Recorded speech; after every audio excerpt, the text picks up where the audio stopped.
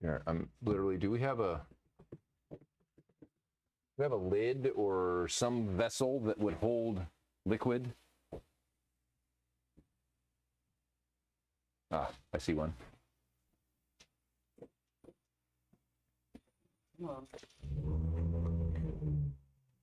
Whoo! Don't put your nose. Yeah, it's such a fucking chemistry geek thing. Open a bottle that you know is going to smell bad and like shove your nose right on it. Just immediately smell it. Yeah. All right, I'm gonna. Open that. Okay, we're live. We're live? Oh, I'll get back. I'll get back over there. I'd be like picking up a drill and not. Right. Hi.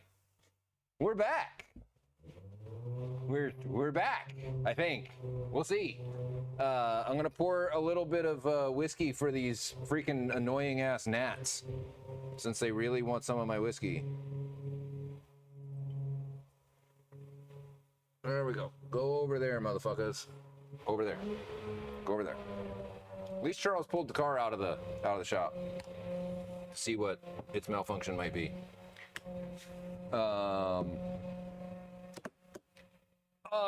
Probably more like take 4 or 5, but yeah.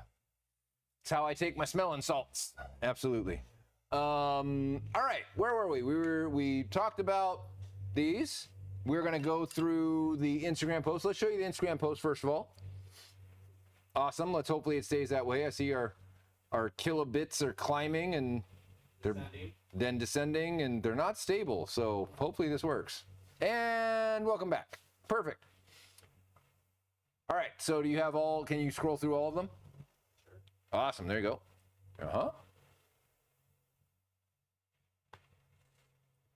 Dual dive planes, wing and splitter working together.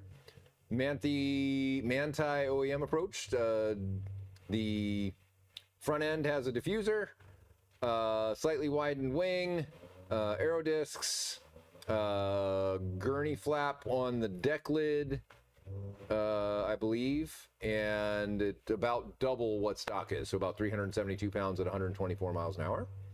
Dundon is much more focused and unrestricted. So 705 pounds over stock, a total of 900 pounds at 124 miles an hour, and over 1,500 pounds at 160 miles an hour. About the same as what a 9923 RS makes. So I think a 9923 RS makes about 1,400 and some odd at 160 miles an hour. Ryan, that's great news. I'm glad you were able to talk to Mike. I figured with a personal approach, he might change his mind. And I think what you're asking for is stuff that Mike just knows off the top of his head. So easy peasy. The Dundons, Dundon Arrows got more front bite, calmer mid corner, stronger braking. Everybody had more confidence in the car. And the car was faster. Dundon's car ran faster, sharper turn in, more confidence, generally speaking. That's what they felt. We're going to talk about that as we get there. Your GT4 RS, your spec. Give us your this carousel of pictures got all kinds of comments. So Justin highlighted some of them. We're going to go through them, and then we're going to go over to the YouTube videos and go through those. So hit me with your comments. I shall go over there. I gave you your whiskey. Get over there. There you go. There's a couple of them. Get it. Get your whiskey, little boogers.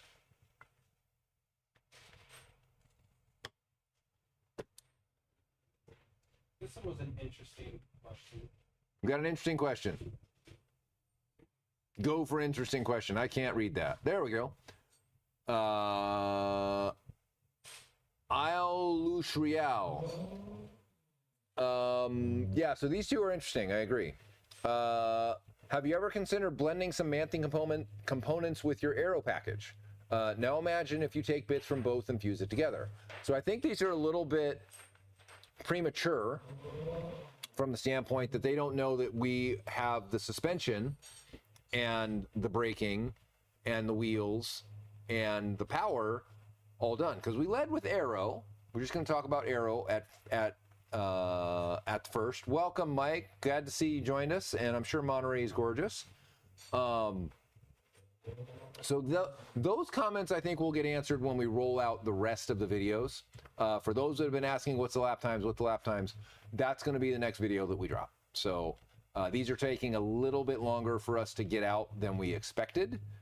We wanted to be able to be like bang, bang, bang, bang, bang. Here's your Aero, here's your suspension, here's your power package, et cetera, and then drop the full results with the interviews and all that bit. So we're going to put that one in to satisfy what's going on, and then go forward from there.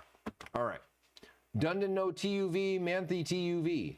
Whole slew of comments underneath this. So this is Misha weighing in. TUV is only Germany. Rest of the world doesn't care. That's kind of my point. I agree with Misha. The rest of the world should not be held hostage to 3 countries' regulations as to what a street car can have on it and what it cannot, in my opinion. Does that preclude us from selling a lot of parts in Germany? Yeah. Would they buy a lot of our parts anyway? I don't know. Maybe. But they have 2 local homegrown, Manthey, SSR, a couple others, that are doing it right there in Germany. So maybe they would. We do have some things going on in Germany.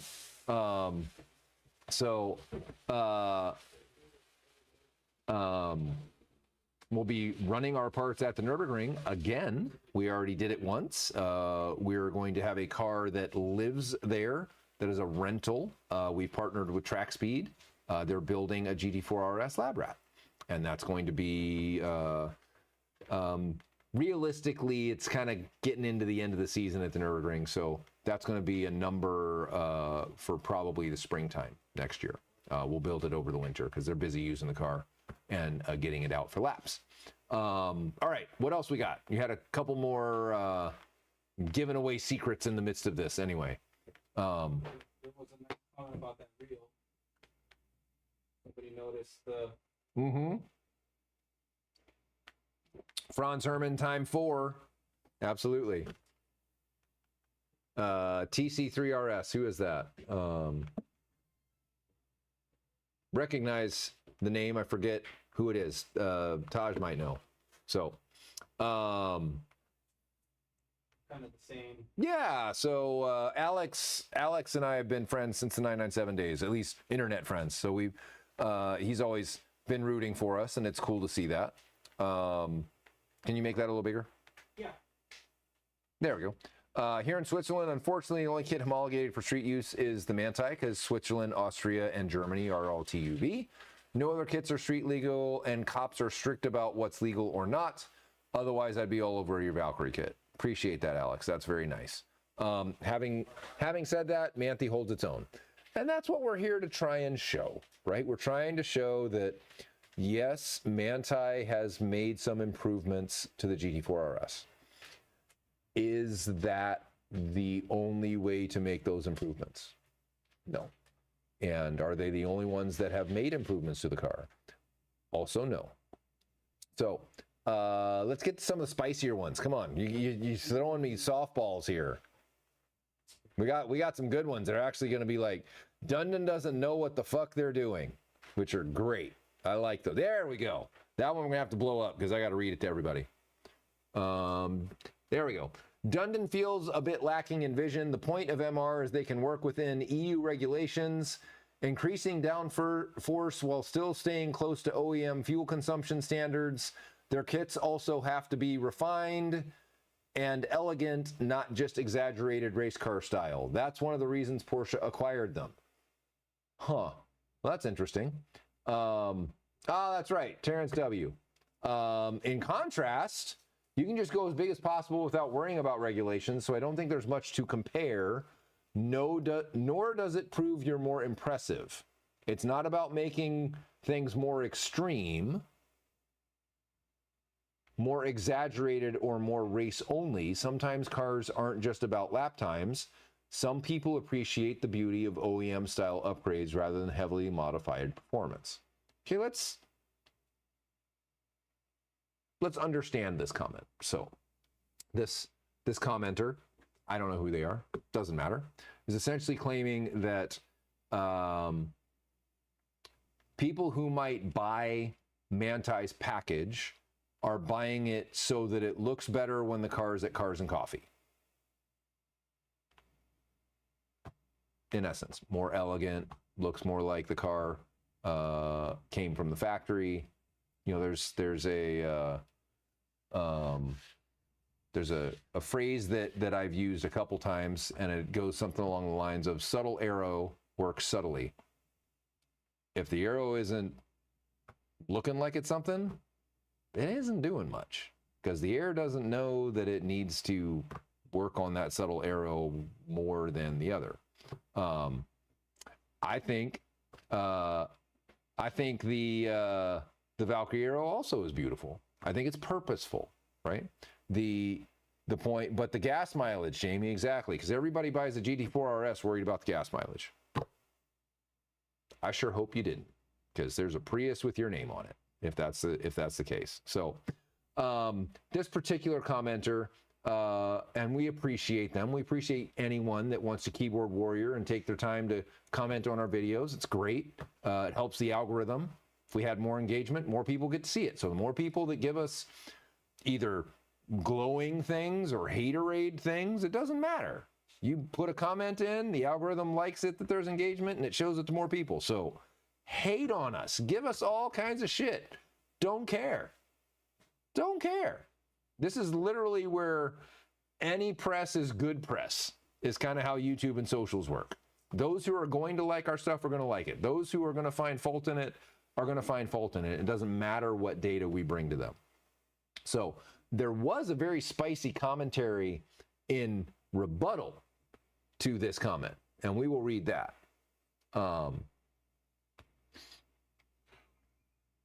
Is this the rebuttal one? Yes. Yes, okay. So this is the rebuttal, and we don't know who this is. I don't know who JHJO9WT is, but yeah, exactly, Mike. It's typical for forums and Facebook groups and keyboard warrior types to keep going. Hank Cohn, I have not seen your name in the chat before. Welcome. And I agree, brother. It's live and let live. Everybody's entitled to an opinion.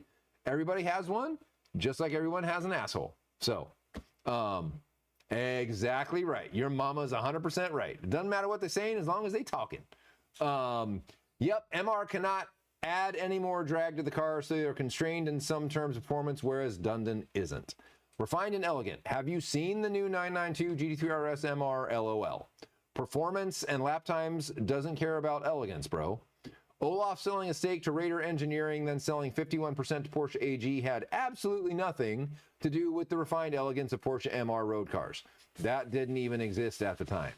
The entire Porsche GT range is about lap time, you numbnuts. You think they spend all this money at the Nürburgring to be elegant. The video proves that for a fraction of the money, Dundon parts are faster. You think people pay 6 figures for the MR kit, don't care about lap times or performance. You're completely talking out of your a-hole. So, oh, right on, Hank. Glad to have you. We know who's getting that kit through Wolfman. We'll make sure that those parts are actually on their way. We went through a boatload of them, boatload more than we thought, for the Labor Day sale that you took advantage of, and congrats for that. But those parts are getting finished up, and we'll have them out to you shortly. Peter Brenner, welcome. Another name that I haven't seen in the chat before. I don't understand the issue, though. If it's not what they need, they can get the other stuff and leave more aggressive, exaggerated stuff to those who want it. 100%. Horses for courses. This is a beautiful thing about a number of highly capable and competent companies in the aftermarket. You know, Manthey, Dundon, SSR makes a good kit. I won't fault them. They took an interesting path to it. There's a little bit more surgery required with cutting a hole in your car and putting a hood vent on it. but it works. Is it as effective as ours? No, it's not. They don't make as much downforce as us. They don't have as much power as us, et cetera, et cetera. But they had a really good solution set for the constraints that TUV gave them. And so I applaud them. I think that's great. I am an engineer at heart, and the more people that we see taking a design problem and coming up with an elegant solution, the better. It makes us all work harder for it. 9923RS is a tough nut to crack. That's why it's taken us a little bit. That, and we're a year behind our competition. Guys in Germany, they've seen the car for 2 years. We've only seen it for a year. I think that comment was on point. Yes, sir. We can talk about the 991.1 GT3 and the Aero. It's very similar to the 4RS Aero. We got any more comments to get through? Or did we get? We had a good pat on the shoulder for Tedley. Oh yeah, bring it. GT3 Danny, how you doing, Danny? That turn 1 entry with the Dundee kit was a thing of beauty. I need to step up my game. You need to make sure that you don't full send turn 1 until you should be sending turn 1 in full. Or something like that. Turn 1, there's not a lot of time to be gained by going through turn 1 faster. There is time to be gained by carrying speed through turn 1 into turn 2. But even then, if you carry speed through that corner, but give it up through 2 and 3 because the car's out of control, you kind of sunk. So I completely agree that doing that is fantastic. That it's kind of like going flat up from 9 into 10. Yeah, this is a great angle. This is turn 1 into turn 2. So that's turn 2 and turn 3 at the top. Looks like you're going up the corkscrew backwards. I didn't realize it was that steep. Does not feel that steep when you're coming into it. So those of you who are not aware, this is the Ridge Motorsports Park, which is our local test track. Little bit more than a 2-mile track. Our cars get around it in Ted's hands about 1:40 or so. I'm about a couple seconds behind Ted, 1:42-ish, depending on tires and conditions and all that. Yeah, absolutely. Ted's nailed it. Not a ton of time on the table in turn 1 and assuming you're not totally throwing the anchor out. And we've got a number of our customers that we're helping break that mental. It's a mental barrier. It's a mental barrier more than anything else to carry speed through turn 1. It's just a little bit of a turn. It's not really a whole lot of turn, but you do have a much shorter braking zone after making that corner to slow the car down for turn 2. So Don't say he did not drive his butt off in the MR car and sandbag. absolutely. I mean, Ted was flying in the MR car. He was really handling his business. Look how close he is to that damn cone. Yeah, I mean, that's typical Ted. If those were real dive planes, he would have knocked it over. Shit. I mean, sorry. I give these little dive planes on there a hard time. They're doing something. They're just not doing a lot. But the air don't care. I do love the yellow striping on Frank's car. This is our buddy Frank Chang. Him and a few other friends went. They got in their time machine and they went back to 2016 and bought 991.1 GT3 RSs to bring to the track. Because they're like, I ain't got to buy a new RS. It's just as fun to drive an old car fast. Case in point. Looks good. I think that's his buddy right behind him. Yep, there he is. Is that lava or guards? I forget. Is it guards? I think so. Looks very lava in this video. That day. Oh, that's right. Yeah. He lost a headlight Into turn 1.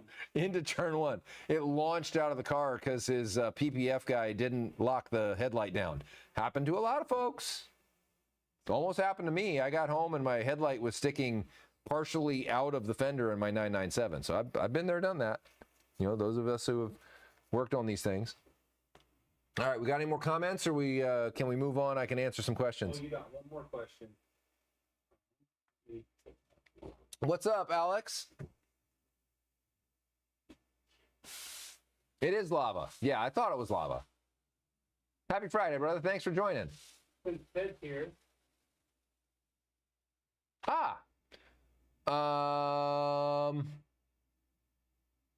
Jamie bought 473. That's me. no, you. Oh, okay. There we go. Saying thank you. So that's Tech Power. We don't. Yeah, that's true, Justin. You would know guards. We like the 3R better than the Track Attack Pros. That said, we haven't had a lot of experience with them. What we're being told is the Track Attack Pros, after they've kind of shed some of their squirminess, they're better, meaning as you wear them, they're a little bit better. But they're still Hoosiers. They don't have the same confidence that the Goodyear 3Rs do, honestly. Ted wasn't, it needs,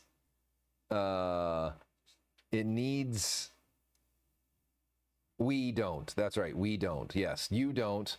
We don't. Well, you're like the marital we at this point. You're representing Dundon, so that's a we. Bleh.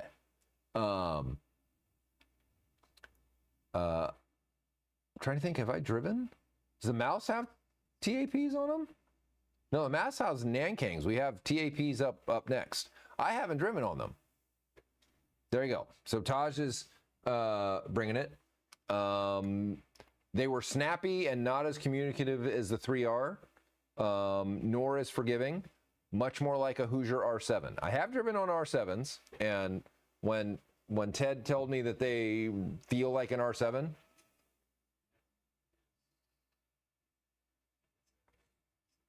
yes, I know I said we, and I know you're copying me, and I'm copying you, and I have too much vermouth in this glass. It needs more whiskey.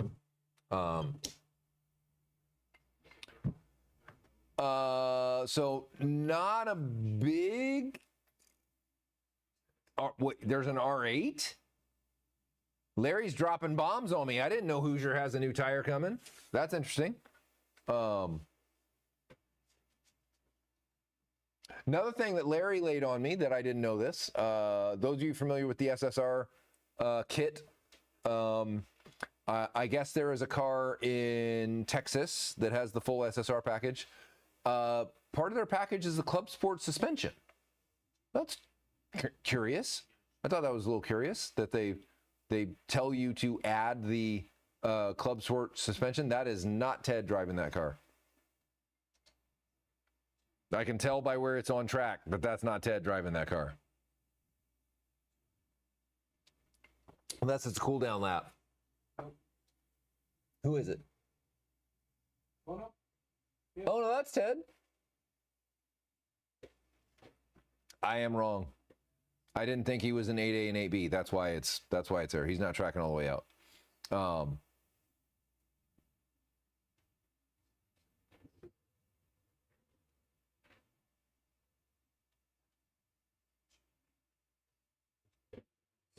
Yeah, I think that's a cool down because you would have been all the way tracked out.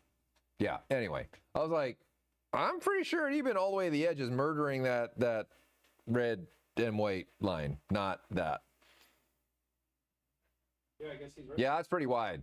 That's pretty wide. That's cool down. From Grassroots Motorsports yesterday, Hoosier Counterpunch Track Attack Race A8 and R8 coming soon. Oh. Yeah. Okay. Guess they're countering the Pirelli race or track day slick offering, which I'm curious to see how that is. Lots of tires. So anyway, back to the SSR kit. Larry was telling me that it uses a Club Sport suspension and 18-inch wheels, and Pirelli slicks is what their package is. So it's like, so they're getting lap time through mandating an 18-inch slick tire on the car, which is fine. Absolutely, knock yourself out. That's what you want to run. We're still understanding that our guys are street car owners, and they might want to run them on the street and on the track. Alex, it was a pleasure meeting you. I can't wait for next season. If we see you over the winter, that'd be fantastic. Alex is very quick in his 3RS. He has a 992 3RS. He is very quick.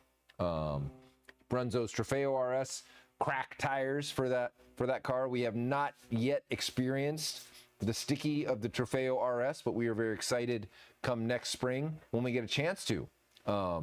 Yes, 18s and slick is definitely a way to achieve a lap. Speaking of, our friend Simon is at Roebling Road.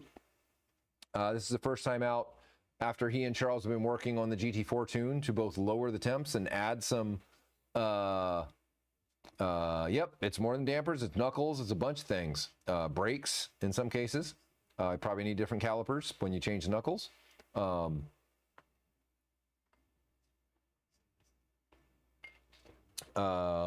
anyway, Simon is 718 GT4, and he has our headers and our exhaust and our tune and our aero package and our MCS. He is the GT4 Lab Rat. And he's at Roebling Road. He is 0.2 off his personal best, and he was running scrubs on the front of the car. Tomorrow morning will be the tell. He's within 0.2 of his PB. He said the car's running great. Feels like it's really strong. So we're excited to see that. We're getting some logs, and this is with the coolant temp changes that Charles put in to make it so that the oil temps aren't 280 in the car when it's on track. So yeah, excited to see that. Gabe had our buddy Gabe Zamora this past weekend ran his last time attack in the Dundon liveried 991.2 GT3 RS. He was not able to go as fast as he wanted. They were battling some stability control gremlins, and ended up being rear wheel steering servos that were being a bit bitchy and causing the rest of the car to react, I guess, unfavorably. That said, he still had a podium finish against some very stiff competition. He was going against Jackie Ding. He was going against Bailey. Bailey, I gotta give it to Bailey. He built a ridiculous fucking car. This thing. Do you have any of these pictures? I'm finding them right now. All right. So Bailey's car is an E36 M3, and it has the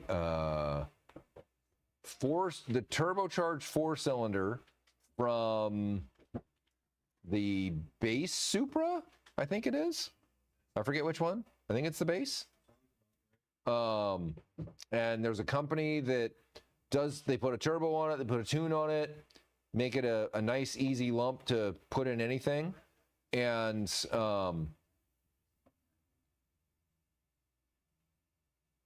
oh, that's awesome. I'll talk to Justin here in a second. He got to experience his 992. So anyway, Bailey's built a ridiculous car. He's got a whole pile of Zebulon Aero on it. 400 horsepower, manual, 2,400 pound E36 M3. This thing's a monster. It's a full-on race car at this point. I think it's a base Supra. Maybe it's a base beam. Anyway, it's a turbocharged 4-cylinder lump, B48 in Bailey's car. Yep. Yeah. And there's a company that takes them, tunes them up a little bit, gets a solid brick of 400 wheel horsepower, very safe. Drop it in anything, go racing. Cool. I think they put it on a standalone ECU. Off you go. Piece cake. There he is. There's Bailey's car. So got all the Zebulon Time Attack Aero on it. Shout out to Zebulon. B48 E36 M3. There you go. Rockin' MCS. What's up? All the fast ones do. I think all 3 podium finishers at Time Attack all ran MCS. You don't think MCS is legit? It's funny, they're not running KW. Wonder why that is. Maybe you should ask them. Sorry, 450 wheel horsepower, 2,300 pounds. I undercut the car both ways. I said it was 400 wheel horsepower and 2,400 pounds. Fucking A. That's a hard thing to contend with. That's a lot of horsepower in a tiny little car with lots and lots of fucking aero. He went 138, I think, at the Ridge, which is on street tires is stupid fast. That's a couple seconds off our Cup car time. So just put that in perspective. Cup car time with a pro driver on Michelin slicks.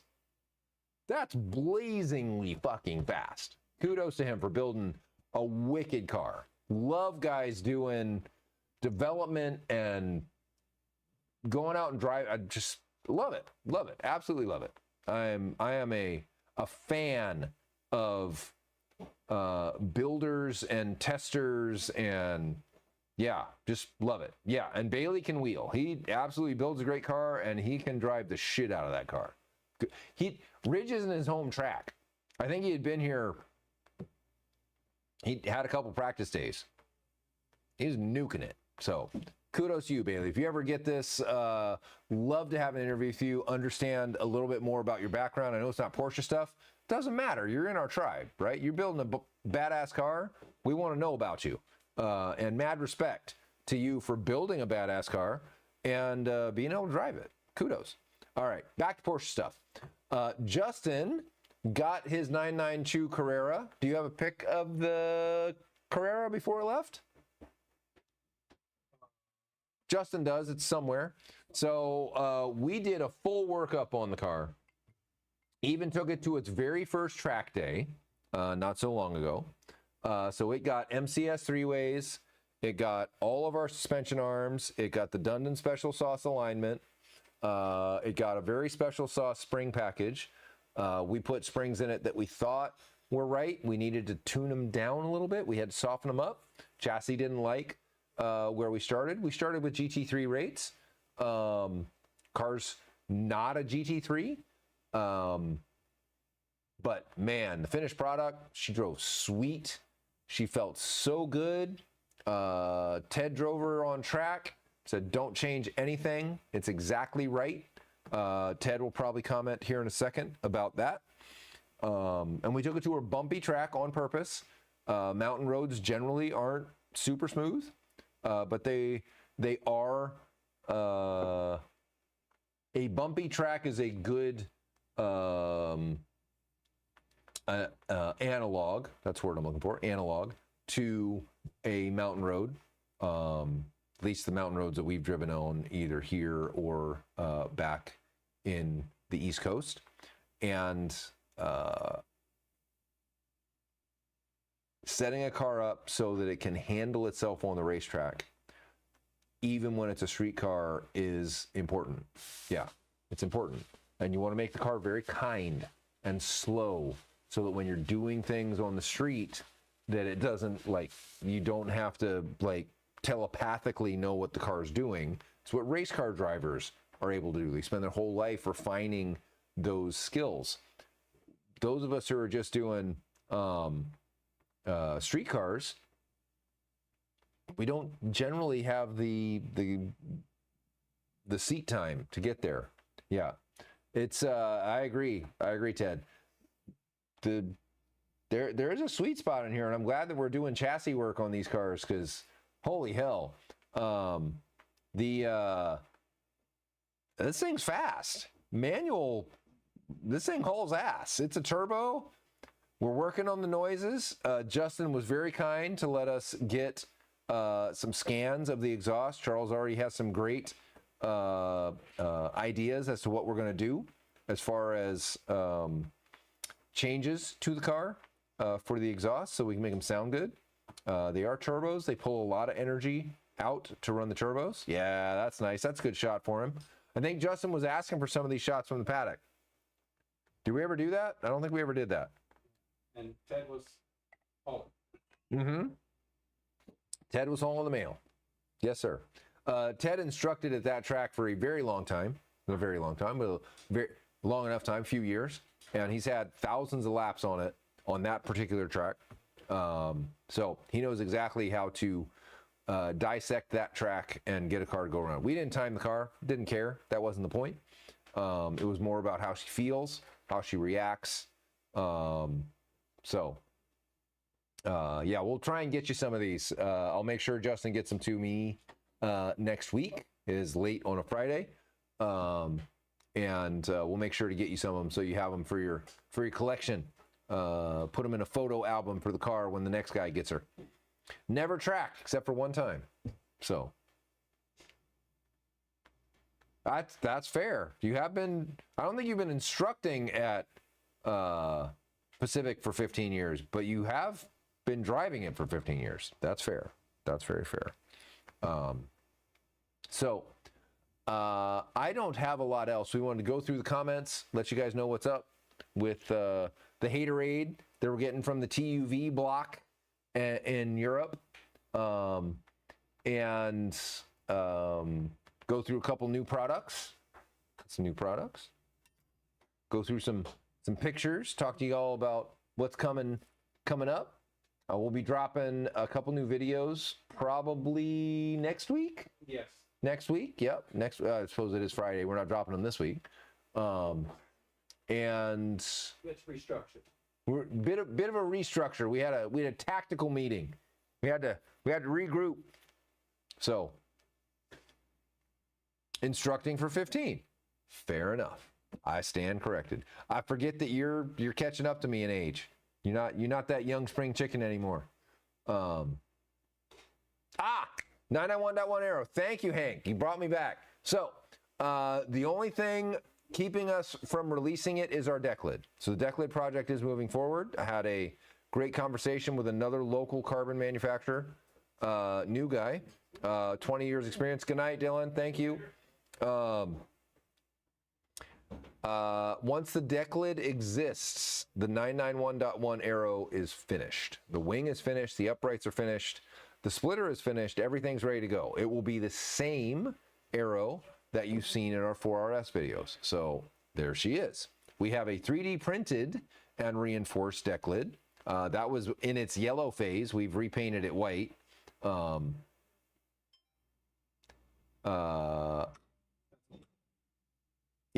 heard it turn off. It's fine. That will hopefully be available before spring of next year. Reasonably sadly, the thing that's taking us the longest is figuring out, seriously, the thing looks like a cup car in that picture. That's a cup car. That's probably why it looks like a cup car. I'm like, wait, there it is. I was like, well, that looks like a cup car. No, okay. I was like, those fenders look too wide. There she is. And clean, too. That's pretty crazy. That is what a 991.1 GT3 is going to look like with a full aero package on it. She's going to have 1,500 pounds of downforce, same stats as the 4RS, and a much larger increase over where she starts from stock. So we're real excited to get that rolled out. It is a priority for us between the suspension for the car, the aero for the car. Let's make 991.1 GT3s great again. We even have an engine program for the car. Drop a 991.2 GT3 engine in there and gain probably up to almost 100 horsepower, depending on what you do with it. So we'll come back to that. The brake light, we have resolution for. We just need the manufacturer of said brake light to actually send us the damn parts, and we're good to go.